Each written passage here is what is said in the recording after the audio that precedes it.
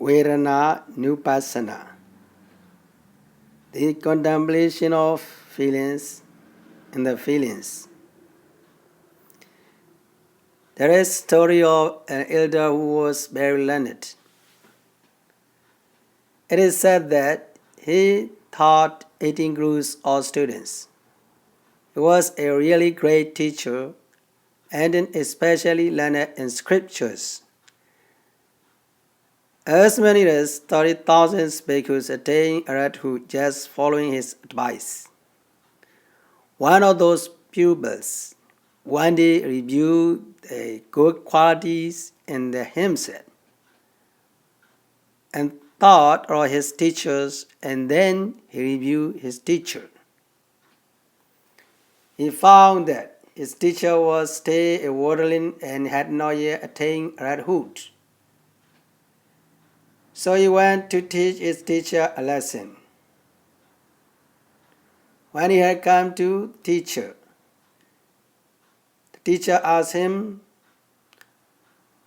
Where do you come for? And he said, I want to hear a Dhamma talk from you. The teacher said, I have no time, I'm very busy. Then the pupil said, I will ask you when you go to the village for alms. Oh no! There will be many people who will ask questions at that time. The student kept asking for appointment, but every time the teacher was too busy for him. And then the pupil told teacher, Sir, don't you have time for at least 2 or 3 sittings? If you don't have any time, you even have time to dine. You are always busy. You are like the back of a chair. You are relied upon by other people, but you cannot rely on yourself. I don't want anything more from you. The student ran away. The teacher was moved and decided to meditate on this event. He thought he would become an arahant in 2 or 3 days. He did not tell anybody about it. However, he could not attain arahathood. He passed through one rainy season with sad. And at the end of the rainy season, he still could not attain anything. He felt sorry. So he wept and wept and wept and practiced for 29 years. In the 30th year, the end of the rainy season, was still worldling and had not attained anything. He became very sorry and wept loud. At that time, a deity approached him and wept too. So he asked, Who is weeping here? I'm deity. Why are you weeping? Oh, I saw you are weeping and I thought I might get 1 or 2 attainment just by crying. The bhikkhu was deeply moved and said himself, Now even deity is making joke about me. It is not proper for me to be depressed or sorry. So he removed his sorrow, continued to practice, and finally became an arahant. Although he was well versed in the Tipitaka, it took him 30 years to become an arahant.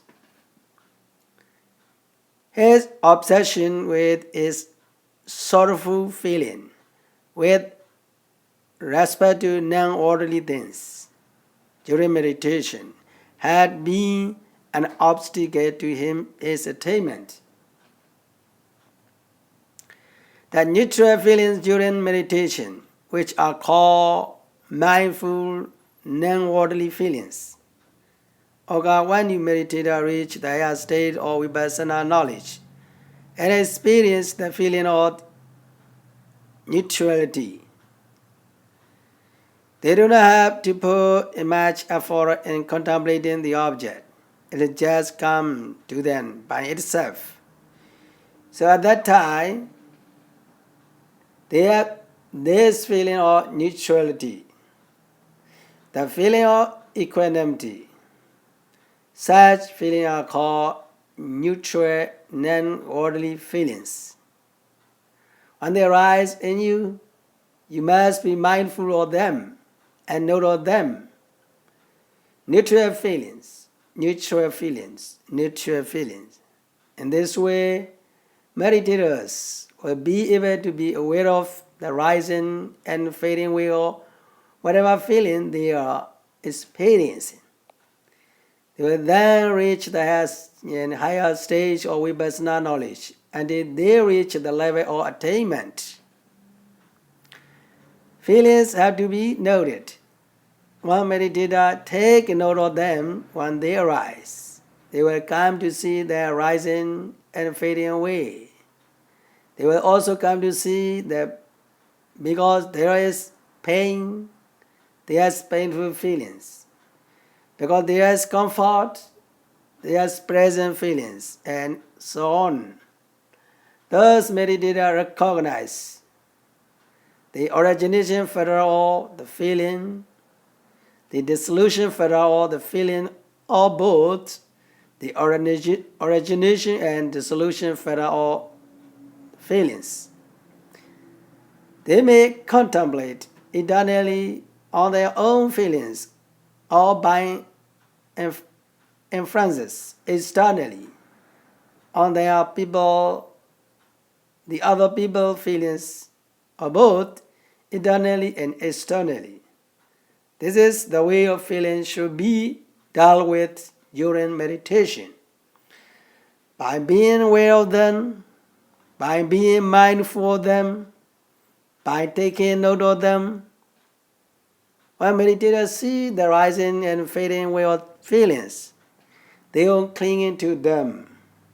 Without clinging, they can achieve the realization of truth. This is the contemplation of feeling and their feelings.